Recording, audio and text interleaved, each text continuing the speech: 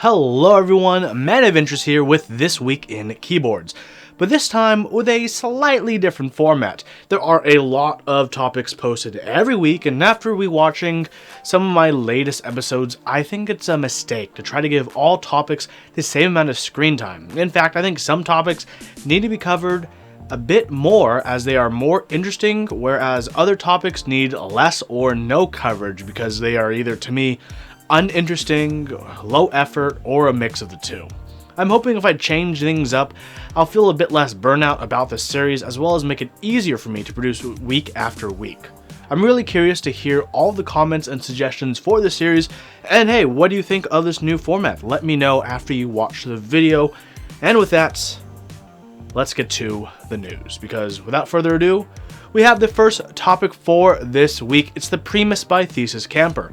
In collaboration with iLewis07, is a 75% board that features 6065 aluminum, isolating gaskets, an 8-degree typing angle, a TGR bootmapper PCB that Mech Merlin will probably have to port to VIA for us later, and a $399 price tag for the standard kits. The top is available as standard or the Snaggletooth when keyless with those unsymmetrical blockers. The top row will have spacing between the corner keys and between the F keys, which will overall look pretty nice and be a very welcome addition to the aesthetic of the board. Colors available for anodization are the following Pantones you see on screen, in addition to black. There will also be E-white and E-yellow, as well as a mysterious mystery secret color. It looks like it'll be one of those capped group buys with a certain amount maximum that will be made. Normally I'd tell you to rush if you really want it, but the cap is at 500 units, so I guess you could make your way over at a leisurely pace and grab it once the group buy launches.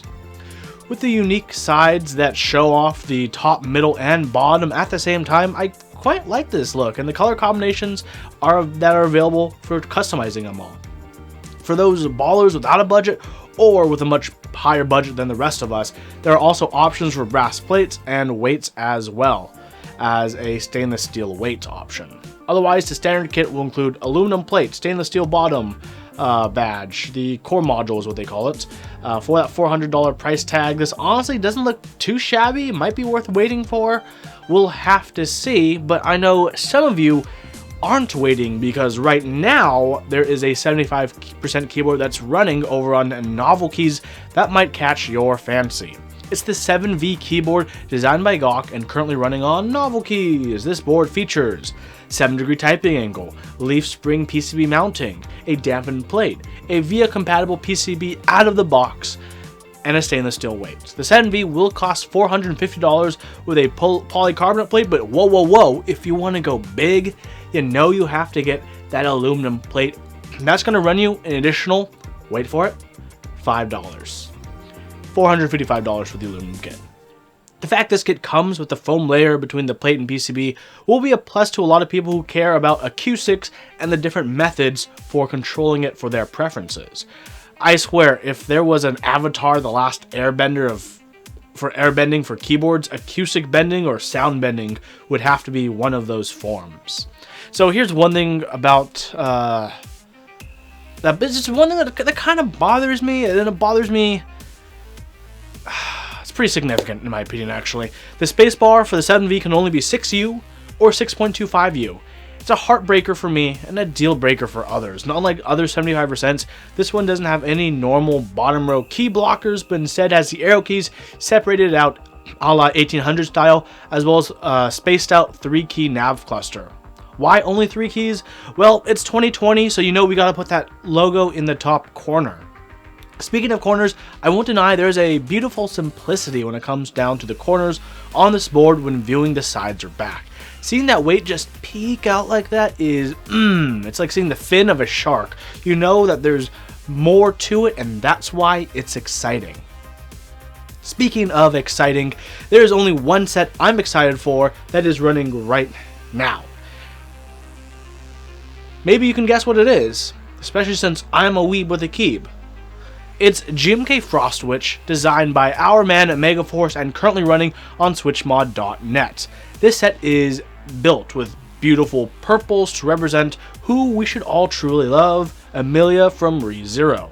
The Latin kit was cancelled recently, and that makes sense. The numbers don't lie. It wasn't doing super well.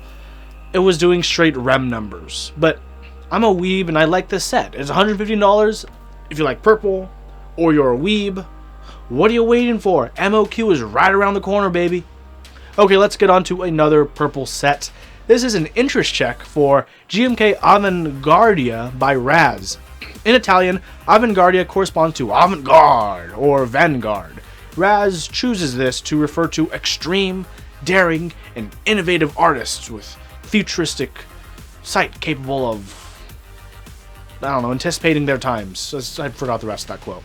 This set is definitely a bit daring with a row 1 stripe that goes from tilde to minus on the keyboard.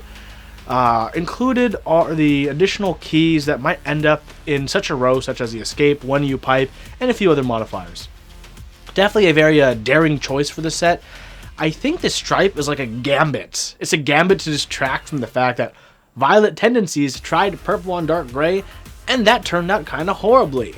But as long as Raz has taken lessons from the past, we won't see an issue with the legend visibility. I mean, Raz has put an update addressing the worries of color contrast and Violet Tendencies, so Raz has taken the feedback and is serious about this. So ultimately, it may not be a concern at all.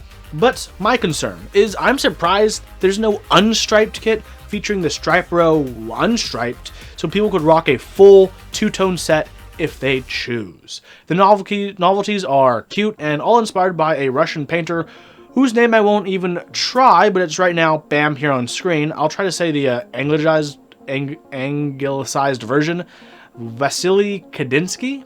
I really like the desk mats, although I wish they don't say the Avangard GMK on the corner. I would just buy them, and even if I don't buy the sets, I would for sure buy the mats.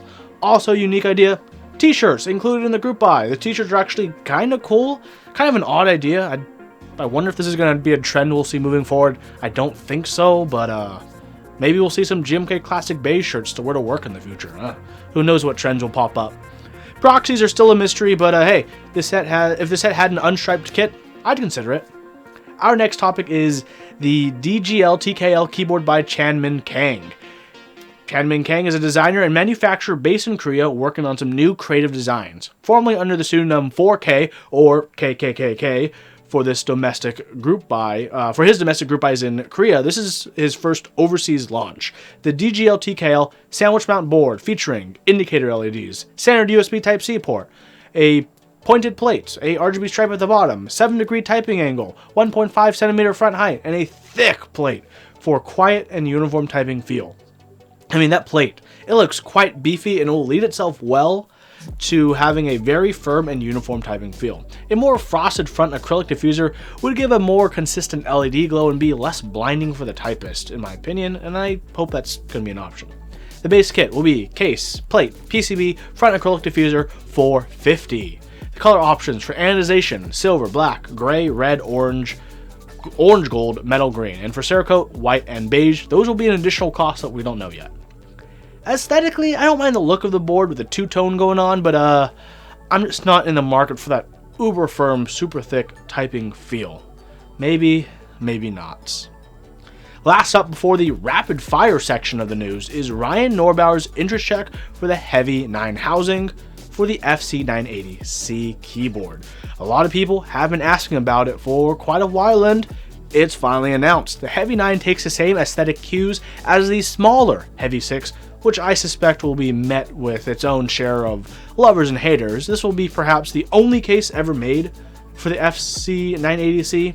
It's going to cost just a bit under $500 and be available in 2 textured powder coat options, textured white and wrinkled black. There may be other finishes available if enough folks are interested in the run of different colors, including anodization. Okay, so in this new format, everything else for the news is going to be quick, rapid-fire acknowledgement of its existence with a line or two to add. Starting off, Switches.mx, actually a cool resource and website for Switch information as more and more Switches get added, but please give us a search function. Hex.3c, a budget 60% with a pseudo leaf spring mount plate, actually looks like it'll be a great deal for anyone to look out. $140. Lasgweloth. Sure. Gondolindrum's Leaf Spring tray mount raffle for now, with the possibility of more coming in the future. I'd like one, please. 104 Key Ergo. Velocifier is actually working on a full-size mechanical keyboard that reminds me a lot of the Microsoft Ergonomic 4000. Color me interested, I suppose. I could use it for work. Tripo B127. The best way to store your springs and trigger tripophobia at the same time. Space65 Cybervoyager. Round 1 was the beta version, and this feels like the real release. Hyper7 Round 3. A layout for those who need to compensate for something. XMB64. The first case that might look good with SA Commando. Borsdorf. Just an ISO board for Apple Alps fans. No ANSI, not interested. Alter, a $300 Alice clone to give you a little reminder you should try this layout if you haven't yet. PLA75 Round 2, an improvement on Round 1 with a sleek aesthetic upgrade, still going to be at a low price. Polycarb Alice Wristrest, the best wrist rest for the best keyboard. DSA Good Habits. How dare you use hex codes for keycap colors? Don't do that. Only villains do that. EV65, a 65% keyboard that looks decent, but I wish I had a lot more details than what's currently available. GMK Bread, how GMK Cafe should have been.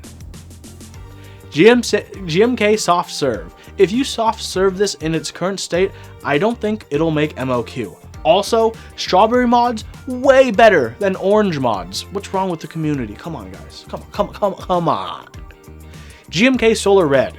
Give us an alpha spacebar in the base kit, or we will riot. Well, that's it for this week in keyboards with that rapid fire. I feel like I've mostly caught up on the news. I don't think, right? Like, you wouldn't want to see a 30-minute video of me going in like a deep dive in all those when most of those probably don't need a super deep dive.